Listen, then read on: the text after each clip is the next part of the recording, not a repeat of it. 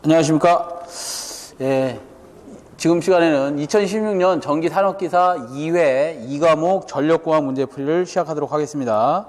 자, 여러분 21번부터 보도록 하죠. 21번. 자, 21번은 인입되는 전압이 정정값 이하로 밑줄을 좀 치세요. 되었을 때 동작하는 것으로서 단락, 고장 검출 등에 사용되는 계정기는 그랬는데요. 여기서 보시면 정정값 이하. 전압이 어느 정정 범위, 그러니까 정정 범위를 이하로 떨어졌다는 거죠. 그럼 결국은 언더 볼테이지 릴레이가 동작을 합니다. 어느 정정값 이상이 되면 뭐가 동작하겠어요? 오버된 거잖아요. 그럼 오버 볼테이지 릴레이가 동작을 하게 됩니다. 그래서 정정값 이하이기 때문에 언더 볼테이지 릴레이 부족 전압 계정기가 동작을 합니다. 동작 전압을 하는데, 얘가 동작을 하는데 얘 계정기 번호가 27번 계정기입니다. 그 다음에 OBR은 59번 계정기죠. 요 계정기들이 이렇게 과전압이 됐을 때, 부족전압이 됐을 때 동작을 하게 된다. 그래서 21번은 답이 2번이 되겠고요. 자, 22번을 한번 보겠습니다. 22번. 배전선로용 퓨즈, 파워퓨즈라고 되어 있네요. 그죠? 파워퓨즈는 주로 어떤 전류의 차단을 목적으로 하는가 그랬는데, 이렇게 선로가 있으면 선로에 보호를 위해서 이렇게 퓨즈를 설치합니다. 우리가 한전 예를 들어서 여기가 뭐 책임 문개체입니다. 한전에 요건 선로고 우리는 여기서부터 이제 우리 수용가다. 여기서부터 우리 수용가다 그러면 이 수용가 쪽에 어떤 뭐 예를 들어서 이렇게 할까요? MOF라는 걸 두고요. MOF, 메터링 아웃 핏이죠. 얘가 전력 수급용 계기용 변성기를 두고 여기에다가 옆에 전력 양계를 이렇게 둡니다. 그 다음에 MOF의 밑에 변압기가 있든 이렇게 부하가 있을 텐데 이 MOF와 변압기는 이렇게 MOF가 항상 먼저 있어야 되고 그 다음에 변압기가 있습니다. 왜 그러냐? 이 부하에서 사용하는 얘도 부하죠? 어떻게 보면 한전에서 보면 얘도 부하입니다. 우리의 부하, 변압기, 그 다음에 부하, 진짜 부하, 이렇게 전력을 소비하는 형광등 등등 이런 것들이 다 부하인데 이런 것들의 소비 전력을 계산해내서 걔를 누구한테? 전력 양계에다 보내주면 전력 양계가 검침을 해서 한전에 전기요금을 내게 되어 있는데 이 파워퓨즈를 맨 1차 측에다 설치합니다. 설치하는 이유가 뭐냐? 얘는 단락 고장이 생겼을 때 단락 전류를 차단하는 목적으로 파워퓨즈를 여기다가 설치합니다. 그럼 나머지 단락 고장이 아닌 과부하 전류라든가 OCR, 과전류죠. 과전류에 해당하는 과부하 전류 또는 뭐 예를 들어서 다른 거 뭐가 있을까요? 뭐 지락전류 이런 것들은 뭘로 차단할 거냐? 변압기 1차가 됐든 부하 1차가 됐든 여기다가 뭘 설치한다? 차단기를 설치해서 그 차단기로 나머지는 다 트립을 시켜버리면 됩니다. 그렇기 때문에 이 파워퓨즈와는 용도가 틀린 것이다. 파워퓨즈는 단락전류 차단을 목적으로 태어난 놈이다 라고 보시면 됩니다. 그래서 답이 2번이 되겠어요. 2번. 나중에 실기 때 가시면 정말 어떤 용도로 사용되는지 정확하게 배우시게 됩니다. 실기도 제가 해드릴 거니까 실기 때 한번 뵈면 이런 개통도가 어떻게 구성되고 어떤 역할들을 각각 하는지를 전부 다 배우게 될 겁니다. 자, 23번을 보도록 하죠. 23번. 접촉자가 외기로부터 격리되어 있어 아크에 의한 화재 염려가 없으며 소형, 경량으로 구조가 간단하고 보수가 용이하며 진공 중에 밑줄 아크 소호 능력을 이용하는 차단기는 그랬는데요. 우리 어떤 선로를 차단기 가지고 CB 가지고 얘를 부하가 살아있는 상태, 뭐 부하가 모다가 있다고 볼까요? 이 상태에서 CB를 온오프 하면 온할 때보다도 오프할 때 뭐가 많이 빨려 나오죠? 아크가 이렇게 딸려 나옵니다. 이 아크를 끄는 것을 우리가 소호한다고 하는데 이 소호하는 매질이 있습니다. 그 매질이 무엇냐에 따라서 차단기 종류가 결정됩니다. 자, 예를 들어서 아크를 끄는 소호 매질이 오일이다 그러면 얘가 뭐가 될까요? OCB가 됩니다. 오일 서킷 브레이커가 되고요. 다른 말로 유입 차단기라고 합니다. 우리나라 명칭으로 유입 차단기. 아크를 끄는 소호 매질이 예를 들어서 지금처럼 진공 상태다. 진공이 뭐예요? 공기도 하나도 없는 아주 밀폐된 공간에 차 있는 진공 상태. 그러니까 공기가 하나도 없는 상태. 이 진공을 이용하는 것을 우리가 바큐움 서킷 브레이커라 해서 V10이라고 부릅니다. 얘를 진공 차단기라고 부르고요. 그 다음에 오일 진공뿐만 아니라 예를 들어 가스가 차 있는 것도 있어요. 가스를 채워서 가스로 소홀을 시킨다. 그 매질이 가스다 그러면 얘를 G10이라고 합니다. 가스 서킷 브레이커 가스 차단기고요. 만약에 전자력을 이용한다. MBB 마그네틱 그러니까 전기력을 이용한다. 그러면 마그네틱 블라스터 서킷 브레이커라 해서 얘를 우리가 MBB라고 하고요. MBB라고 하고 얘를 자기 차단기라고도 합니다. 자기 차단기. 등등 이렇게 소 매질이 뭘 결정한다?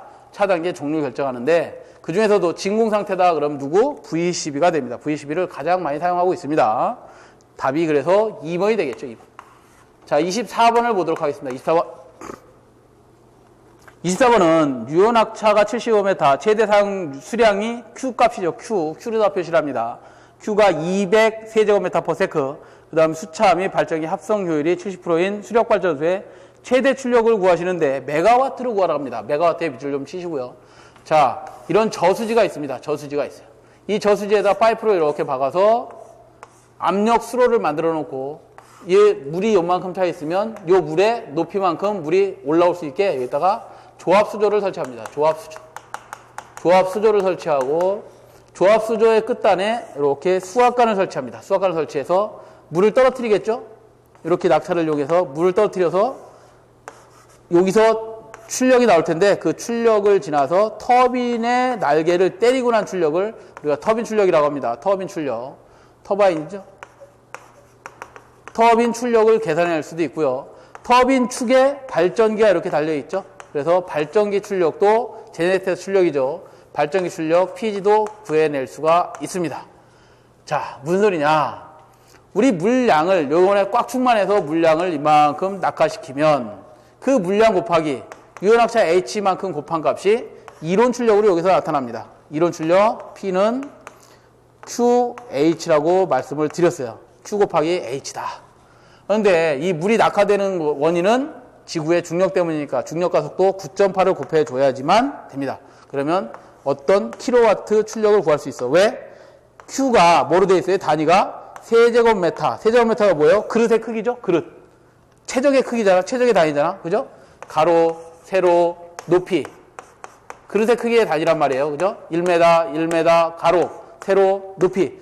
세제곱미터가 된 거예요. 그래서 세제곱미터. 이런 그릇에 초당 물을 떨어뜨린다. 그래서 per sec.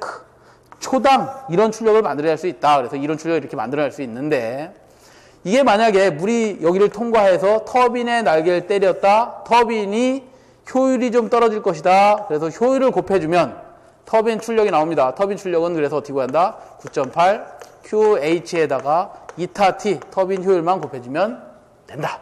발전기 출력은 터빈의 축에 발전기 축을 서로 연결해놨기 때문에 발전기에서도 효율이 떨어질 것이다. 발전기의 효율을 리타 G라고 해보자. 그러면 발전기 출력은 9.8 QH에다가 터빈 출력 효율을 지났고 그 다음에 발전기의 효율을 이렇게 곱해주면 뭘 구할 수 있다? 킬로와트의 발전기 출력을 구할 수 있다. 그래서 이 세 가지는 꼭 좀 알아두셔야 된다. 이론 출력이냐, 터빈 출력이냐, 발전기 출력이냐. 근데 이 문제에서는 발전기 출력을 구하라 했잖아요. 그죠? 수력발전소의 최대 출력을 몇 메가와트인지 수차 효율도 주어졌고 발전기 효율도 다 주어졌으니까 이거 구하라는 거예요. 이거. 그러면 여기다 숫자만 넣으면 되겠네요. 9.8 곱하기 Q가 얼마 주어졌어요? 200 세제곱미터/s로 주어졌고요. 유효 낙차 유효한 높이가 얼마 주어졌어요? 75m. 곱하기 효율이 얼마 주어졌다? 종합 효율이 0.7이 주어졌다. 이래서 끝내면 얘가 단위가 뭐가 나온다는 거예요? 킬로와트가 나오는데 우리 문제에서는 뭘 구하라 그랬어요? 메가와트로 구하라 그랬으니까 여기다가 이 값에다가 뭘 곱해줘야 메가와트가 나오는 거예요? 10에 마이너스 3성을 곱해줘야 되겠죠? 10에 마이너스 3성을 곱해줘야 메가와트 출력이 나오죠. 그래서 계산한 값이 얼마? 102.9 메가와트가 계산되더라. 답이 1번이 됩니다. 1번. 자, 25번 넘어가죠. 25번. 자, 25번은 어떤 가공선의 인덕턴스. L값을 얘기하는 거예요? 아니면 X의 L값을 얘기하는 거야? L값, 인덕턴스를 얘기하는 거죠. XL은 뭐예요? 얘가 유도성 리액턴스를 얘기하는 거죠. 리액턴스. L의 단위는 뭐다? 헨리. XL의 단위는 뭐예요? 5옴이죠. 5옴입니다. XL은 또 어떻게도 표시할 수 있다? 전기 각주파수에다가 뭘 곱하면? L을 곱하면 얘가 XL 값이 되는 거죠. 그래서 XL, 유도성 리액턴스 값하고 인덕턴스하고 헷갈리시면 안 됩니다. 그 문제에서는 인덕턴스 L이 주어졌어요. 얼마로 주어졌다? 1.6 미리헬리 파 킬로미터당 1km당 1.6 미리헬리가 주어졌습니다. 다음 정전 용량이 C가 주어졌는데 C는 얼마 주어졌다? 0.008 마이크로페러 파 킬로미터가 주어졌습니다. 자, 이렇게 주어졌을 때 특성 임피던스를 계산하시고 그랬어요. 특성 임피던스 Z0라고 표현하겠습니다. 특성 임피던스는 어떻게 구하는 것이냐? 특성 임피던스는 루트 개방 어드미턴스에 대한 단락 임피던스의 비를 우리가 특성 임피던스라고 한다. 특성 임피던스는 선로가 가지고 있는 고유의 저항값입니다. 저항값. 자, 왜 그러냐? 루트 개방 어드미턴스는 G 플러스 J의 B죠? 서셉턴스. J의 B인데 J의 B가 J의 오메가 C라고도 쓸 수 있겠죠? 그 다음에 임피던스는 R 플러스 J의 XL을 뭘로 표시할 수 있다? 오메가 L로 표시할 수 있겠죠. 오메가 L에 비해서 결국 L에 비해서 R 값이 워낙 작다 보니까 무시하고 C에 비해서 G가 워낙 작으니까 무시하면 J오메가 서로 날려버리면 결국 뭐만 남는 거예요? 이것은 루트 C분의 L만 남는 거죠. C분의 L만 남습니다. C분의 L만 남으니 C하고 L값 주어졌으니까 여기다 갖다가 대입만 하면 되겠네요. C분의 L만 남았으니 대입을 한번 해보자. 대입을 한번 해보면 루트 C가 얼마 주어졌다? 0.008 곱하기 10의 기본 단위로 바꿔주려면 마이너스 6승이 들어가야 될 것이고 마이크로를 기본 단위로 바꾸면 마이너스 6승. 그 다음에 1.6 미리엘리를 기본 단위로 바꿔주면 10의 마이너스 3승을 계산하면 이거 얼마 나오더라? 008인가요? 08인가? 008이네. 008. 이렇게 계산하셨더니 얘가 447 오음이 나오더라. 순단위 477 오음으로 계산되더라. 답이 4번이 되겠습니다. 4번. 이렇게 계산하시면 된다. 그래서 Z 오메가는 Z0는 특성 임피던스는 어떻게 계산한다? 루트 C분의 L이다 라고 표시하시면 되겠어요.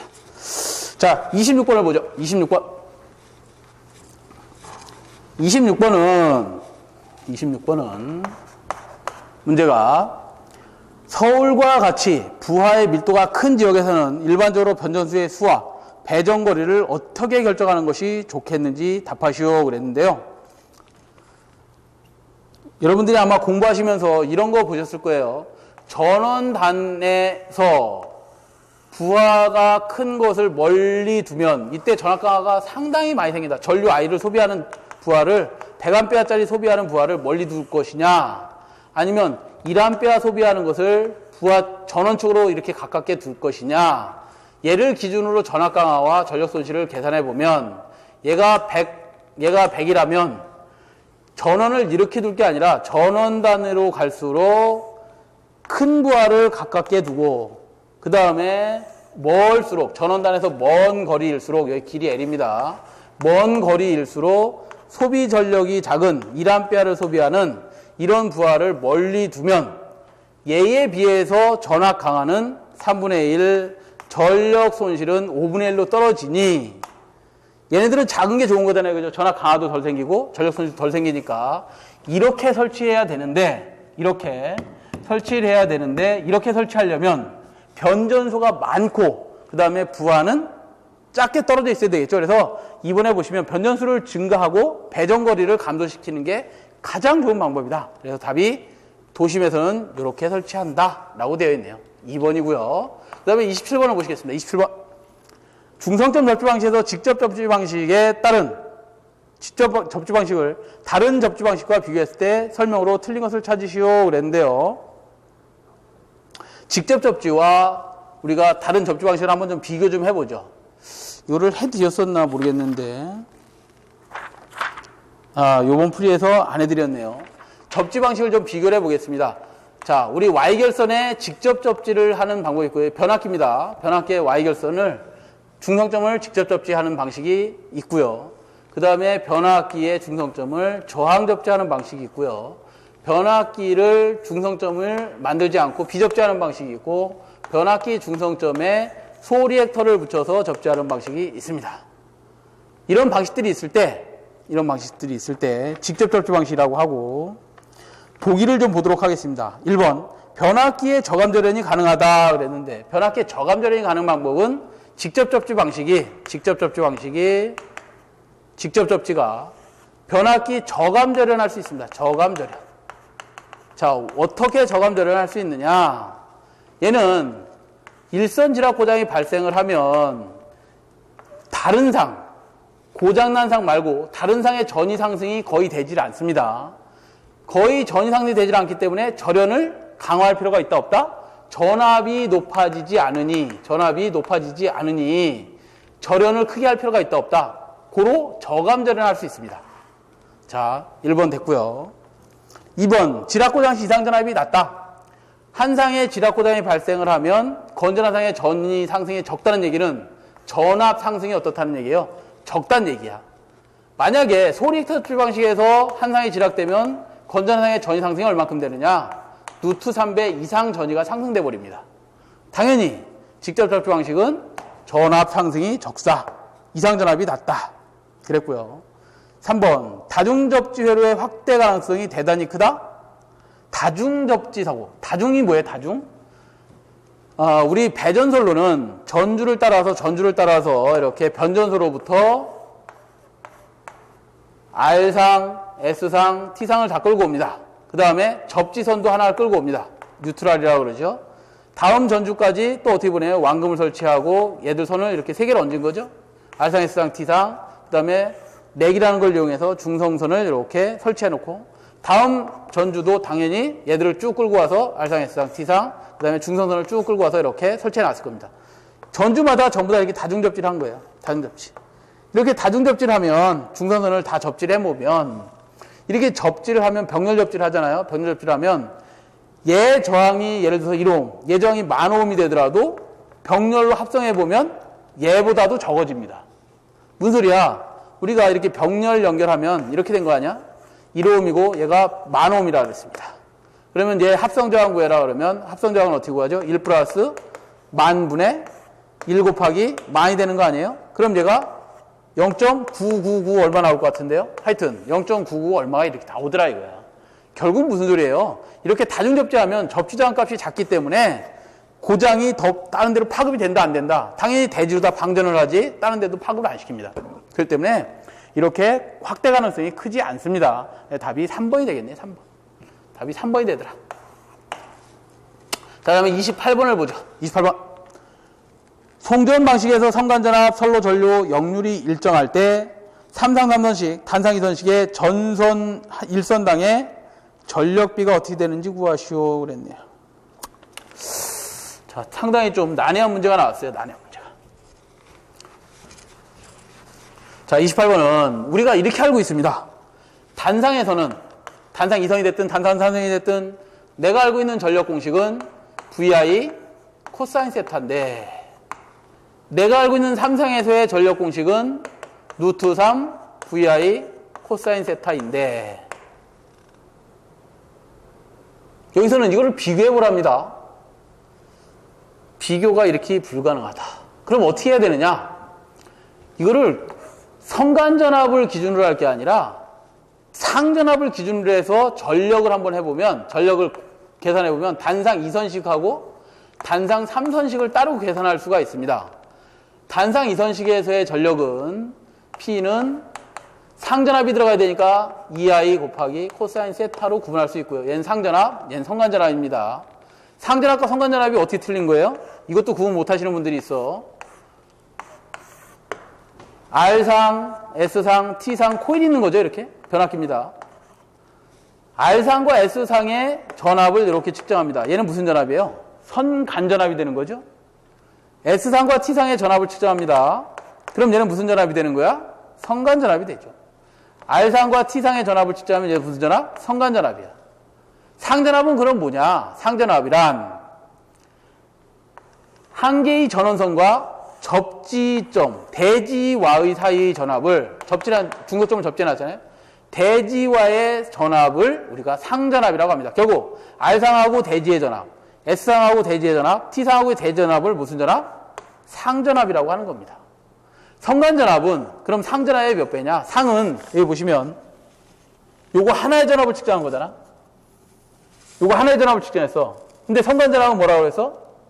이렇게 따라가면 상이 몇 개 물려있어? 2개 물려있잖아. 벡터적으로 합성하면 성간전압은 상전압의 몇 배?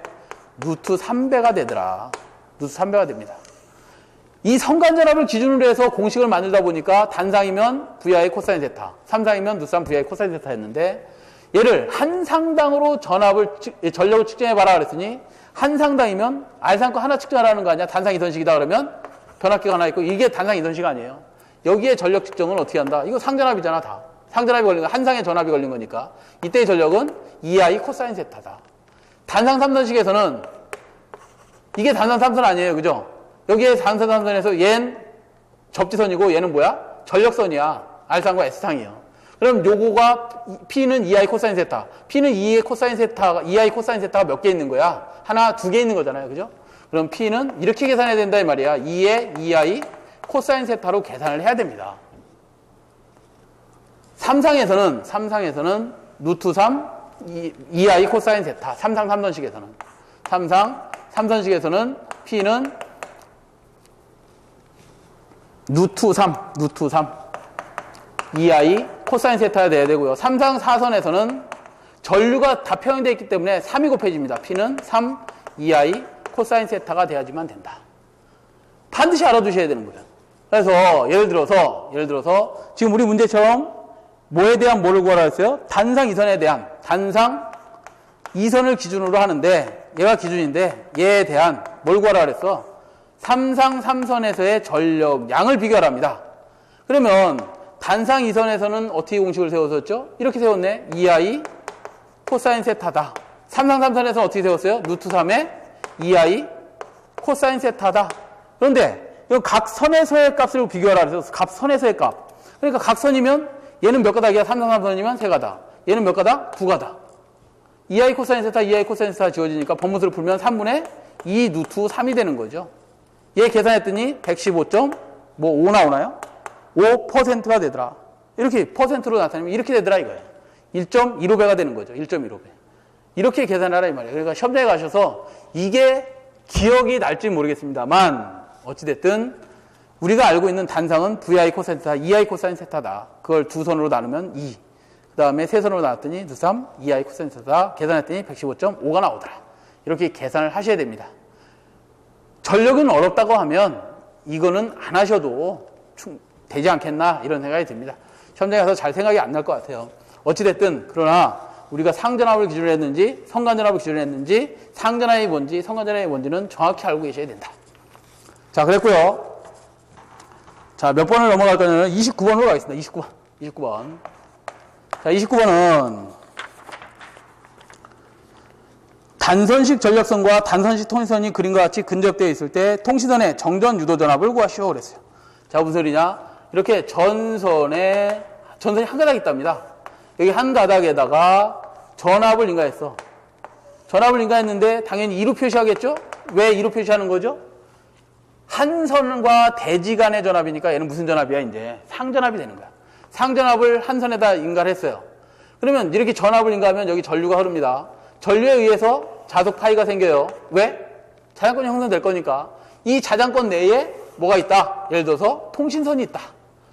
통신선이 있으면 이 선과 선 사이에, 전력선과 통신선 사이에 정전 용량이 발생을 하는데 걔를 뭐라고 한다? 상호 정전 용량 C M으로 표시를 했습니다. M으로 표기하고 그다음에 통신선에 전압이 인가됐으니 자장에 있어서 파이가 인가됐으니 전류가 흐를 거고 그 전류에 의한 전압이 만들어지는데 그 전압을 우리가 예를 들어서 대지와의 전압이라고 하자. 걔를 2제로로 표시했나요? 대지와의 전압을 2제로로 표시하자.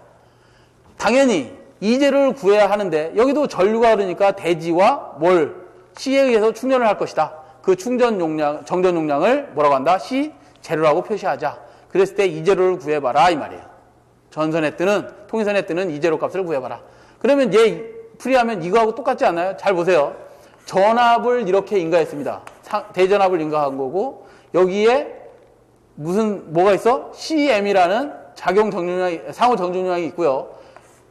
통신선과 대지와의 사이에 또 뭐가 있어? C0라는 뭐가 있어요? 대지 정전용량이 있을 거 아니에요? 이 정전용량 사이에 여기 전압 구하는 거잖아요. 여기 전압. E0 값 구하는 거잖아요. 이 전압은 어떻게 구하죠? 우리 저항에서는 R1이 있고 얘가 R2가 있다. 그랬을 때 전압을 인가하면 여기 전압을 예를 들어서 계산하려면 V1 전압을 구하고 여기 V2 전압을 구할 때 V1 전압은 어떻게 구해요? R1 플러스 R2분의 누구 거? 내 거 R1 곱하기 전체 전압. 얘 V를 곱해주면 V1 값을 구할 수 있었잖아요. 이거는 콘덴서는 얘하고 반대잖아. 반대이기 때문에 얘 E0를 구해라 그러면 어떻게 구하면 돼요? CM 플러스 C0분의 누구 거? 내 거 남의 거 CM 곱하기 대지전압을 곱해주면 되더라. 그래서 요거 구하라는 거죠. 요거. 자, 그래서 공식이 몇 번에 있냐면 1번에 답이 있네요. 그죠?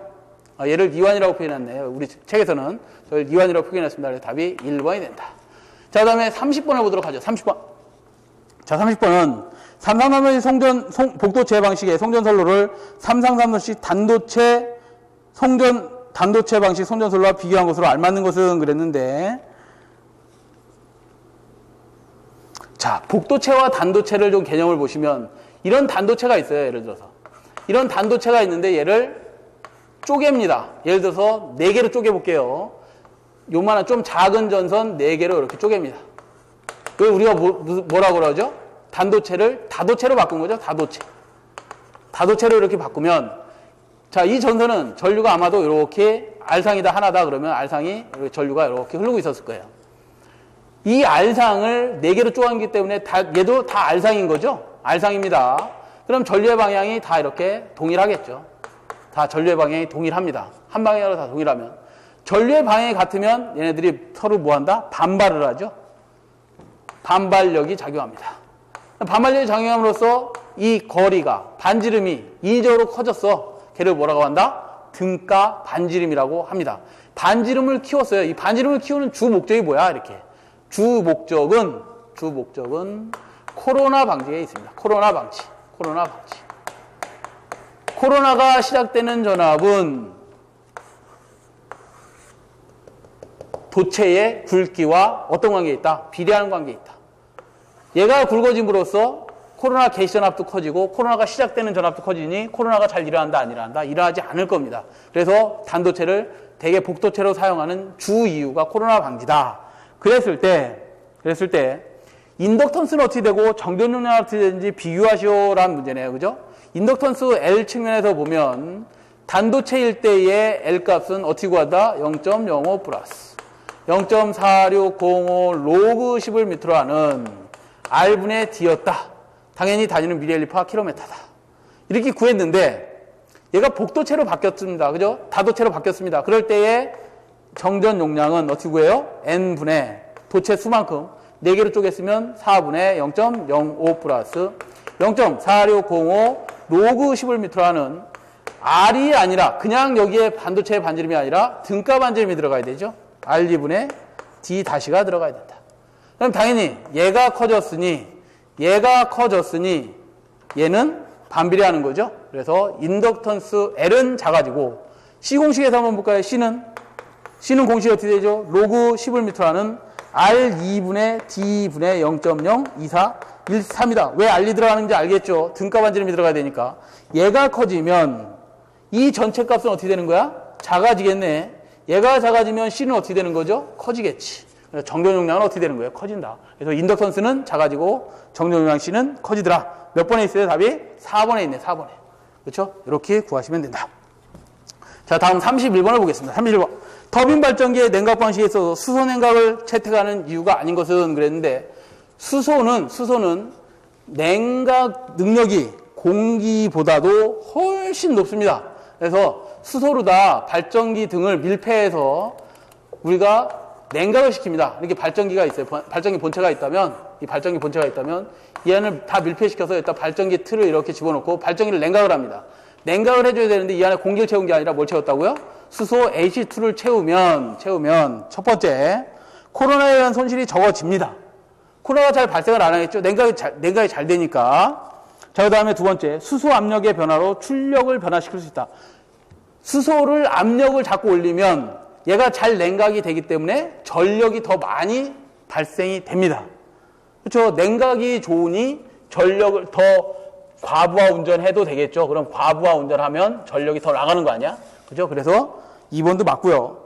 3번, 수소의 열 전도율이 커서 발전기 내 온도 상승이 저하된다. 그렇죠. 온도 상승이 되는 것을 막기 위해서 수소로 다 바꾼 거니까요. 공기보다도.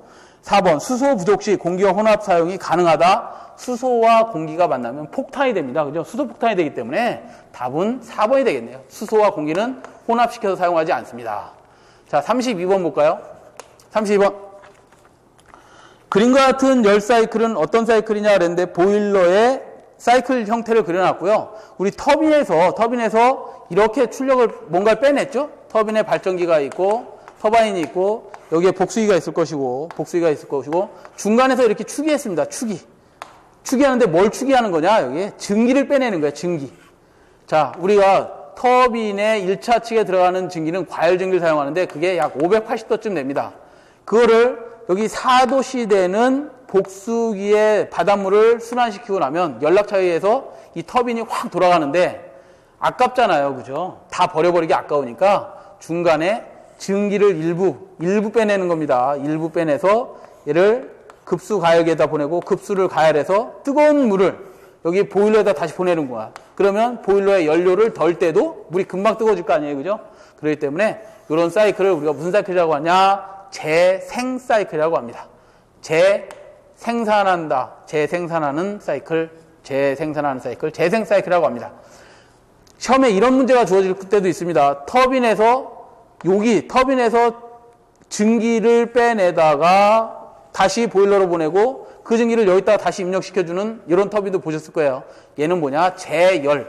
증기를 전부 다 뽑아다가 증기를 가열을 다시 시킵니다. 왜? 온도가 한번 떨어졌을 거니까. 그 떨어진 온도를 더 증가시켜준 거, 온도를 올려주는 것을 우리가 재열 사이클이라고 합니다. 우리나라는 이런 재생도 재열도 같이 하는 재생 재열 사이클을 사용하고 있습니다. 우리나라뿐만이 아니라 전 세계대로 재생 재열을 해야지만 우리 발전소의 효율을 좀 더 높일 수 있어요. 발전소 효율이 지금 38%, 37% 이렇게밖에 안 나오기 때문에 이런 거 하나라도 증기를 더 데펴주고 급수를 가열해주고 이런 어떤 짓거리를 해야지만 발전소의 효율이 40%, 41% 넘어가는 겁니다. 연료 1000만원어치 떼어갖고 400만원어치 밖에 출력을 못 낸다 이 말이에요. 그렇게 출력이 안 나옵니다. 자, 그 다음에 33번을 보시면 그림과 같이 지점 A, B, C에 고저차가 없으며 경간 A, B, B, C 사이에 전선이 가설되어 그 이도가 12cm였다. 지금 경간 AC의 중점인 G점 B에서 전선이 떨어져서 전선의 이도가 D로 되었다면 D는 몇 cm인가 그래서 아래 풀이를 보시면 복잡 다단하게 좀 풀어놨네요. 자, 그렇지만 우리는 때려잡습니다. 어떻게 잡느냐? 간단한 방법으로 합니다. 여기가 A점, B점, 그 다음에 C점이 있네요. 전선이 이렇게 D1, D2로 둘 다 D1인가요? D1, D2에 딥을 가지고, 2도를 가지고 있는 거죠. 2도. 수평면에서부터 전선의 실제 무게 때문에 처진 정도를 우리가 뭐라고 한다? 2도라고 하는데, 그 2도, 딥이라고 하는 그 2도가 D1, D2가 쳐져 있다. 이럴 때 여기서 전선이 뚝 떨어졌다. 그럼 전선이 이렇게 쳐질 거 아니에요. 그죠? 쳐지는데, 얘는 얼마냐 이거야. 그러면 D1이 몇 개 떨어진 거야? 2개 떨어진 거 아니에요? 그러면 2D1이 되겠지. 이거를 아래처럼 푼다. 이상한 짓이죠? 그럼 2 곱하기 D1이 12cm라 했으니까 몇 cm가 되는 거예요? 24cm가 되겠죠. 그래서 답이 2번이 되겠고요. 34번을 보겠습니다. 34번은 송배전 선로에서 내부 이상전압에 속하지 않는 것은 그랬습니다. 내부 이상전압에 속하지 않는 것은. 자, 송배전 선로에서 이상전압이 크게 두 가지가 있습니다. 외부에서 생긴 이상전압, 내부에서 생긴 이상전압이 있는데 외부에서 생긴 이상전압은 송전선로가 있다면 에다를 이용해서 전선을 이렇게 매달아 놨겠죠. 에다를 이용해서 전선을 이렇게 가선을 해놨을 겁니다. 이렇게 가선해 놨을 때 내가 그대로 전선로에 치면 얘는 외부에 생긴 이상전압이 생긴 거죠. 이상전압이 생긴 겁니다. 그래서 외부 이상전압에는 크게 직경내라는 게 있습니다. 직경내. 그 다음 가공선로가 있으면 가공지선이 있으면 가공지선에 먼저 내를 치면 자 이게 어떻게 되냐면 우리가 네온이 이렇게 쓱 다가오잖아요. 그럼 얘가 마이너스 반대는 플러스로 이렇게 전하가 축적되어 있는 내가 쭉 다가옵니다. 얘가 쭉 다가오면 얘가 마이너스 때문에 여기는 뭐로다 이렇게 전하가 쌓일까요? 당연히 플러스로 이렇게 전하가 충전되겠죠. 왜? 마이너스가 왔으니까. 얘는 플러스 충전이 됩니다. 그랬다가 우리 자유전자가 어디로 옮기지? 마이너스의 자유전자가 원래 플러스로 이동을 해버리잖아요. 그죠? 저게 없다면. 그러면 얘가 싹 선행 방전을 합니다. 이렇게 방전을 해. 그럼 방전을 하고 나면 전하는 플러스에서 다시 마이너스로 이동하는 거잖아요. 그죠? 후행 방전을 다시 합니다. 그래서 뇌를 이렇게 쳐다보시고 있으면 뇌가 위에서 밑으로 떨어지는 것 같지만 아래에서 위로 겨우 올라가는 거죠. 이게 직경내입니다. 그 직경내인데 그럼 반대의 유도례는 뭐냐면 이런 네온이 쑥 다가왔을 때 예를 들어서 여기 나무가 있어요. 나무가 있어요. 마이너스가 오니까 여기 대지는 마이너스지만 여기 플러스로다 이렇게 전하가 충전이 됩니다. 얘 먼저 방전을 하고 나면 얘도 잔뜩 이렇게 플러스 전하가 모여져 있는데 얘가 먼저 방전을 해버리니까 얘가 이렇게 흩어져 버리는 겁니다. 이렇게 흩어져 버리는 데를 얘를 무슨 뇌라고 하냐? 유도례라고 합니다. 유도. 얘에 의해서 유도된 겁니다. 그죠? 유도례. 그래서 이 외부 이상전압에는 직경내와 유도례가 있더라. 이렇게 알아두시고 내부 이상전압에는 크게 두 가지가 있습니다. 스위치를 온오프 할 때 생기는 아크가 딸려 나오잖아. 이상전압. 그 이상전압을 우리가 다른 말로 뭐라 하냐?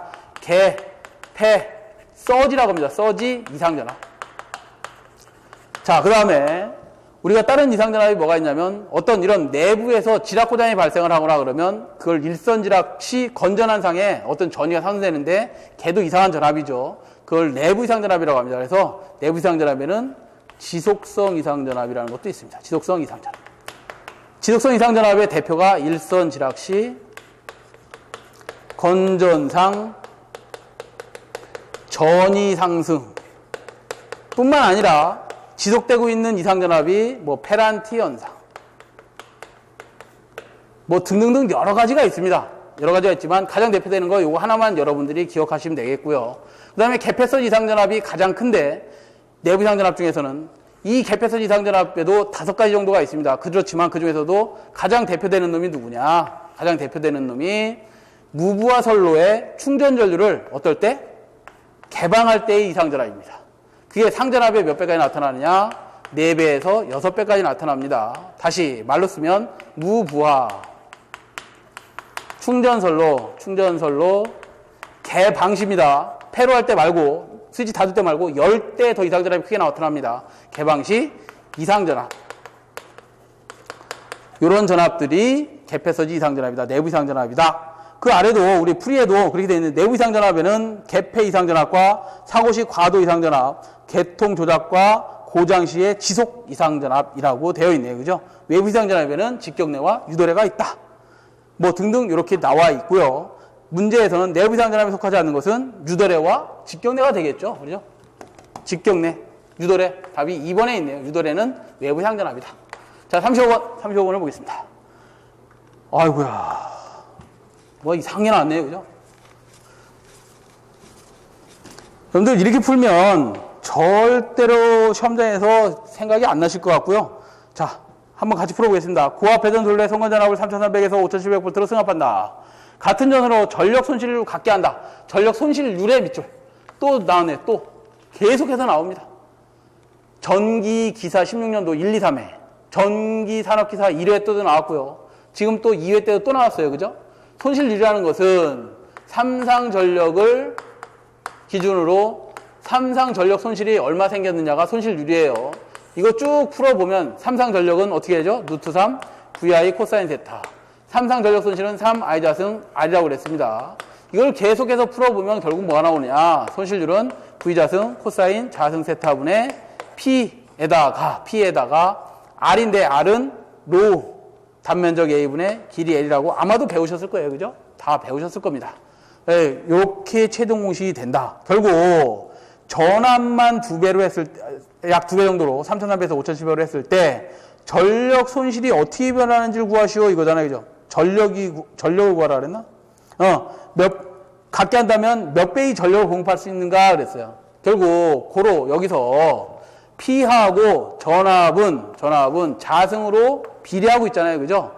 비례하고 있는데 이 뭐를 전압을 변경했을 때 V1에서 V2로 변경했을 때 얘는 어떻게 되느냐 그걸 물어봤으니까 기준을 항상 이렇게 하라 그랬습니까? 하라 그랬습니다.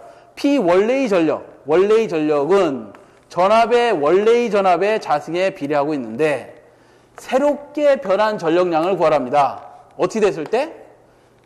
얘의 전압이 V1 전압이 V2로 변경됐을 때 이렇게 서로 비례하고 있잖아요. 그죠? 얘를 구하라는 거니까 얘 P2는 어떻게 구하면 된다? V1분의 V2의 자승이잖아요. 그죠? 자승의 P1 전력을 곱해주면 된다. 그래서 V1 전압이 얼마? 3,300이었고 V2 전압이 5,700으로 변경했고 이거의 자승의 P1에 비례한다. P1 전력에 비해서 P2 전력은 이만큼 변하는 거잖아. 그죠? 요거 계산했더니 얘가 얼마라는 거야? 2.98 P1이 나오더라. 이렇게 하셔야 됩니다. 우리 책처럼 하시면 헷갈려서 시험장에 가셔서 절대 풀 수가 없다. 그래서 보시고요. 36번을 보도록 하죠. 36번. 자, 36번은 설비 용량이 800kW, 부등률 1.2, 수용률이 0.6, 변전 시설 용량은 최저 몇 kVA 이상이어야 하는가 그랬어요. 자, 요 전시험에도 똑같은 문제가 나왔습니다. 똑같은 숫자만 바뀌어서 나온 건데 이렇게 변압기가 있고 변압기에다가 부하를 이렇게 연결해서 사용합니다. 그럼 변압기를 연결해서 사용할 때 우리 수용가, A 수용가라고 할게요. 뭐 부하가 하나만 주어졌나요? 네, 어찌됐든 부하가 뭐 하나 됐든 두어가 됐든 이렇게 부하가 주어졌습니다. 그 부하가 예를 들어서 우리 방 안에 우리 집에 10kW라는 부하가 있어요. 그런데 이 10kW 부하를 다 쓸 거냐? 아니다. 우리는 3kg 정도만 쓰겠다. 왜? 여기 10kg 안에는 냉방기하고 열풍기가 같이 있어. 그럼 냉방하고 열풍을 같이 하는 미친놈은 없겠죠? 네. 그러니까 당연히 어떻게 하겠어?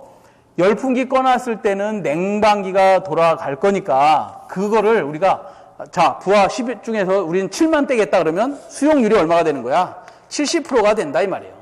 그 수용률을 곱한 설비용량에다 수용률을 곱한 게 각 수용가의 최대 전력이 되는 거죠.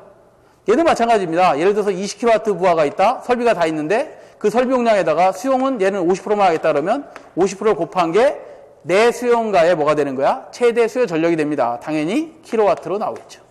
이것들을 전부 다 합한 게 뭐예요? 여기에 걸리는 킬로와트가 각 수용가 최대 전력에 합한 거잖아. 합이 요 선로에 걸립니다.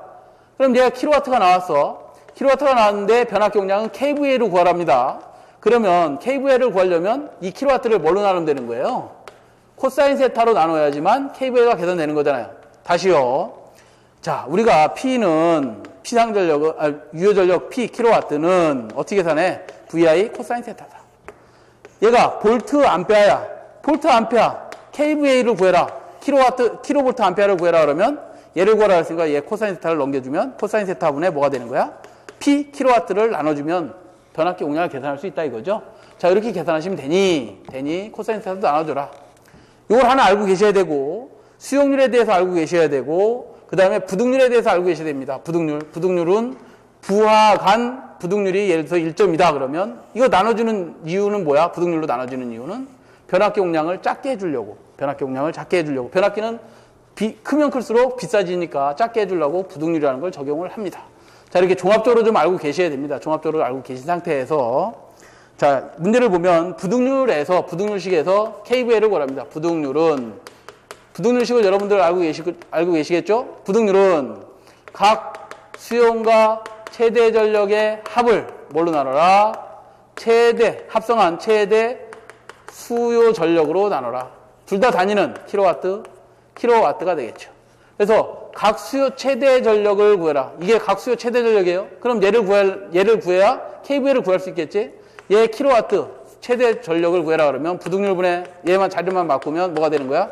부등률분의 각 수용과 최대 전력의 합이 되겠죠. 자, 그러면 부등률이 얼마 주었냐면 여기서는 1.2, 수용률이 얼마 주어졌냐? 설비용량이 800짜리가 있으니까 각 수요 최대 전력의 합은, 각 수요 전력의 최대 전력의 합은 수요 전력에다가 뭘 곱하라 해서 설비용량에다가 수용률 곱하라 했으니까 설비용량이 얼마? 800에다가 수용률 0. 얼마 주어졌나요? 6을 주어졌네. 6을 주어지면 됩니다. 그러면 결국 뭐가 구해진 거야? 킬로와트가 구해진 거야. 어떤 거 요거. 요거 구해졌는데 우리 문제에서는 변압기 용량을 구하라 그랬으니까 얘를 역률로 나눠야 된다고 분명히 말씀을 드렸잖아. 그러면 얘가 단위가 킬로와트에서 kVA로 바뀌더라. 요거 계산하시면 된다. 역률이 몇 프로? 90%인가요? 그럼 0.9 넣어주고 계산하면 된다. 그러면 444 kVA가 계산되더라. 답이 1번이 되겠고요. 자, 조금 빨리 풀려서 37번을 보면 37번은 소리액터의 접지 방식에 대해서 틀린 것은 그런데 소리액터 접지 방식은 지락전류가 가장 적은 접지 방식이라고 계속 말씀을 드렸던 것 같아요. 그래서 지락전류가 작으면 당연히 너무 작기 때문에 보호계정기를 설치할 수 있다 없다? 설치할 수가 없습니다. 근데 4번에 보니까 선택 지락계정기의 동작이 용이하다. 보호계정기 자체를 설치할 수 없다니까. 네. 그래서 답이 4번이 됩니다. 보호계정기 동작이 용이하지 않습니다. 자, 그 다음에 38번을 볼까요? 38번.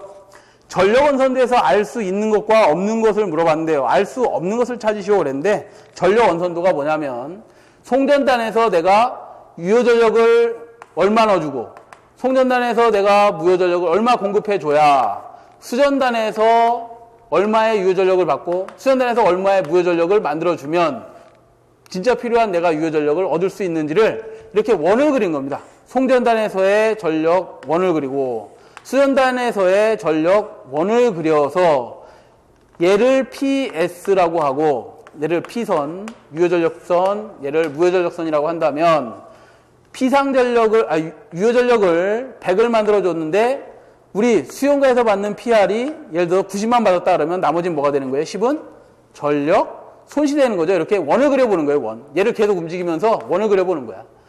요거에 해당하는 얘는 뭐가 된다? 무효전력이 되는 거죠. QS가 됩니다. 무효전력을 얼마 넣어줘야 되는지, 얘가 100을 만들어주면 무효전력은 내가 얼마를 만들어줘야 되는지, 이렇게 원선도상에, 전력 원선도상에 나타낸 것을 우리가 전력 원선도라고 한다. 그러면 여기서 구할 수 있는 것과 구할 수 없는 것이 있는데 뭘 구할 수 있느냐? 자, 우리가 효율을 구할 수 있습니다. 효율은 입력분의 얘가 출력이 되는 거죠. 입력분의 출력으로 효율을 구할 수 있고요. 다음에 역률도 구할 수 있는데 역률을 코사인 세타 R은 구할 수 있습니다. R은 구할 수 있어요. R은 어떻게 되죠? PR 플러스 J의 QR 피상전력분의 얘가 그렇게 따지면 P자승 Q자승분의 뭐가 되는 거야? P가 되겠죠. P 유효전력 피상전력분의 유효전력의 B를 가지고 역률을 구할 수 있습니다. 근데 왜 코사인 세타 S는 구할 수 없느냐? 송전단에서의 역률은 구할 수가 없느냐? 얘가 얼마 받는지를 결정을 해주고 얘가 얼마를 주는지를 결정을 하는 것인데 얘가 얼마인지 알 수 없다면 얘는 알 수가 아예 없습니다. 그렇기 때문에 송전단에서의 역률은 이 PS를 구할 수가 없기 때문에 얘를 알 수가 없어요. 코사인 세타 S를 알 수가 없습니다. 그것뿐만 아니라 전압, 상차각, 선로, 정수 이런 것들을 전부 다 구해낼 수가 있습니다.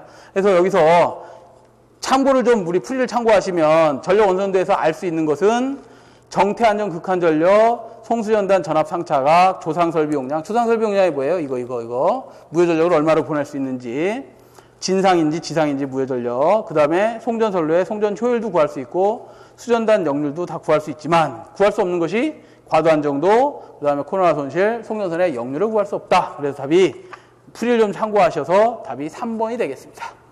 자, 그 다음에 39번을 봅니다. 39번. 자, 39번은 200kVA 단상 변압기 세대를 델타 결선했다.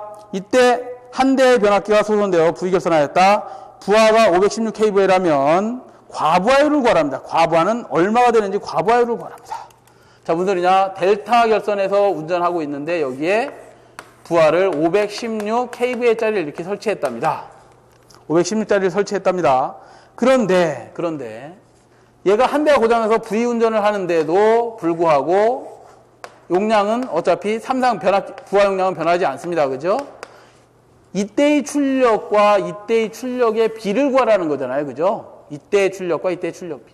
이때 P 델타의 출력은 얼마예요? 516을 그대로 만들어낼 수 있는 용량이었습니다.